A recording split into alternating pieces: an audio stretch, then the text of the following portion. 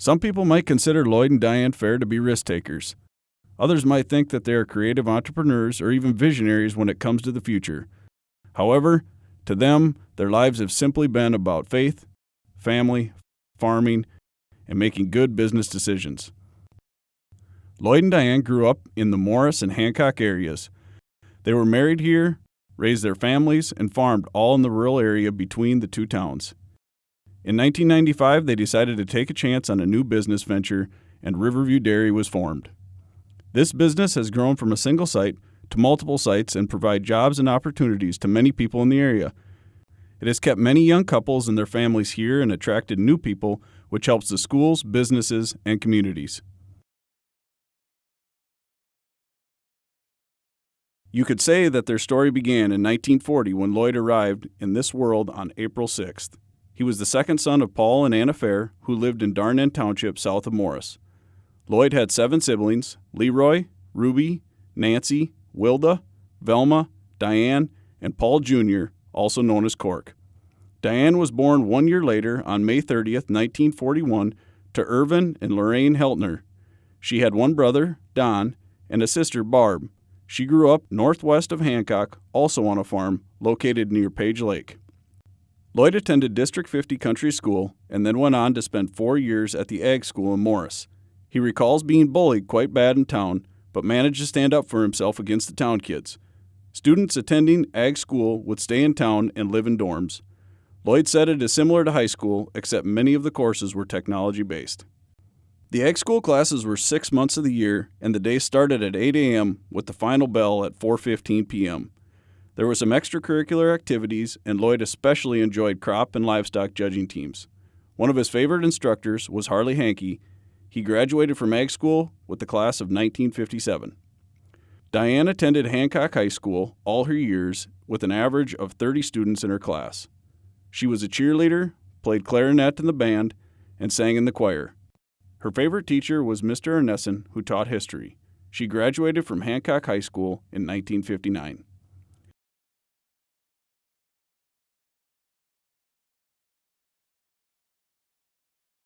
After Ag School, Lloyd returned to work on the farm. Some of his favorite pastimes were going to the movies and baseball games. In fact, it was at the ballpark in Hancock where he met Diane. Of course, at the time, she was only 15, so dating had to wait a bit. Diane was a busy teenager with her school activities. In the summer, she was also occupied with band concerts that took place every Wednesday night at the band shell in Hancock. The band shell was located next to the ball fields, and cars would be parked all around the field to listen to the high school band. Practices were held during the week, so playing in the band was a big commitment. Then one day, Art Knoll asked Lloyd and Diane to both go along to Starbuck for a swimming party. They became reacquainted and soon after began dating. Their typical date was to the movies or even to Lakeside Ballroom to listen to the big bands. At this time, Diane had turned 16, so the couple dated until after her graduation.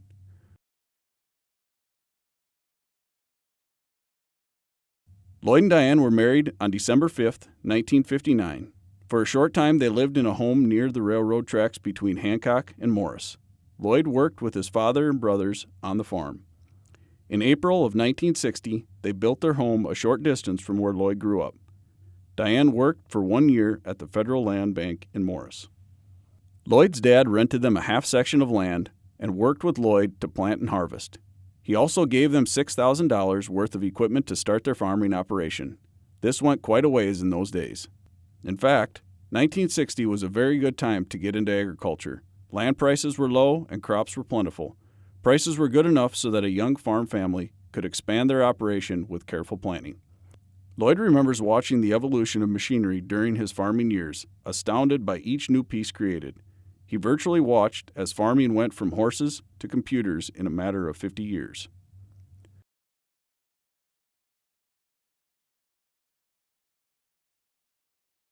With their new house complete, Lloyd and Diane decided to start their family. However, this soon led to one of the most difficult times in their life. In November of 1960, their firstborn child, Gregory, contracted viral pneumonia and died. It was a tragedy for this young couple, but faith and family got them through it. In 1962, their second son, Gary, was born. Julie arrived 2 years later in 1964. Randy was born in 1967 and Brad in 1974. The family was then complete and really quite active. Lloyd said that during those years, he just concentrated on raising 4 kids so that they were not a menace to society. He took the advice of Dr. Ide in Hancock, who said that you just do what you can to raise them, then you hope they turn out to be good kids. Lloyd and Diane have to admit that this advice worked. During these years, Lloyd expanded the farming operation to feed cattle and a few hogs. More land was acquired and kept Lloyd and his young sons busy. Diane planted a garden each year, with canning and meal preparations keeping her busy. Their cattle operations gained attention through publications and magazines like The Farmer and Agrolite News. The couple hosted several other young people during those years. Friends of their children or extended family members often stayed with them and helped with things like rock picking and baling. Both stated that this was one of their greatest joys as they got to know so many great kids. They eventually were able to watch each of their children fall in love and get married. Gary is married to Sandy Brandt, Julie married Blair Metzger, Randy married Lori Gibson, and Brad married Christy Ritter. They are thrilled to now see their kids love their spouses and children and raise them with faith, family, and work intertwined. It has been a wonderful journey.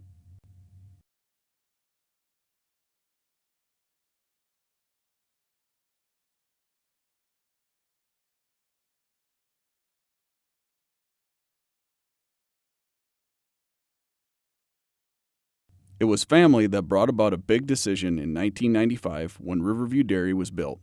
At that time, their youngest son Brad and his cousin, Kurt Dominic, were finishing college and looking to come back home to farm. Cattle feeding was no longer what it used to be, so the men decided to look for other options. They researched and toured several operations throughout the country with large-scale dairy sites piquing their interest. They did even more research and considered all the what-ifs. They acquired support and information from the University of Michigan, University of Minnesota, and Cornell University. A team of dairy specialists offered help and advice. Finally, Lloyd and Diane's son Gary said, "We either do it or forget it." To that, Diane responded, "We can do it." Construction of the first 800-cow barn began in 1996. The goal was to have the highest producing herd in the state of Minnesota. Some very good and knowledgeable young people were hired to get the operation underway. Soon the initial building was expanded, and within 5 years the operation expanded even further. In 2000, Antonio Mendez from Georgia was hired and immediately added his experience and expertise to the operation. He had good connections to a labor source as the business needed to hire several people. They have maintained a close affiliation with the West Central Experiment Station in Morris, relying on the advice of Harley Hankey, Lloyd's former teacher, and Les Linder. During these years, Lloyd served on the Darnen Township Board, West Central Cattlemen's Association, Midwest Dairy Institute, Pheasants Forever, Ridgewater College Board, and Riverwood Bank Board. They were named the New Initiative Farm Family of the Year in 1997 from the University of Minnesota College of Agriculture, Food and Environmental Sciences, and Minnesota Agricultural Experiment Station. They received the Minnesota Extension Service Conservation Award in 1993.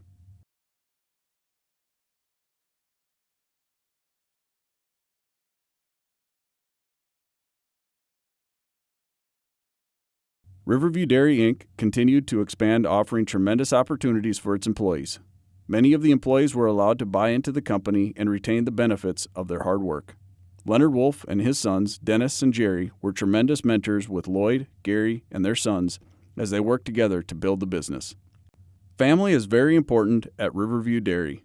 Several members of the Fehr family are employed there, as well as extended family members. For several years, Gary ran the business, but is now passing the reins to his son, Mitch. Lloyd and Diane still have offices at the site and go in quite often. Lloyd said that it is so exciting to work with these bright and good individuals. It makes me want to get up every morning and head to the office. One thing they stress, however, is separating family from business, which can be difficult sometimes. Now, as they are both semi-retired, they are taking on new roles. They love to spend time with their 16 grandchildren and also their great-grandchildren. They have moved to town where they are enjoying retirement. Lloyd loves to fish and takes a trip to Canada each year.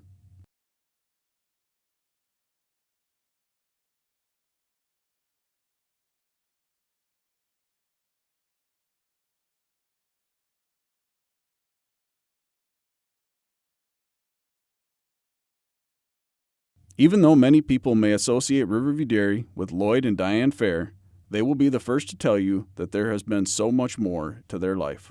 One of the most important things to them is their faith and membership at the Apostolic Christian Church of Morris.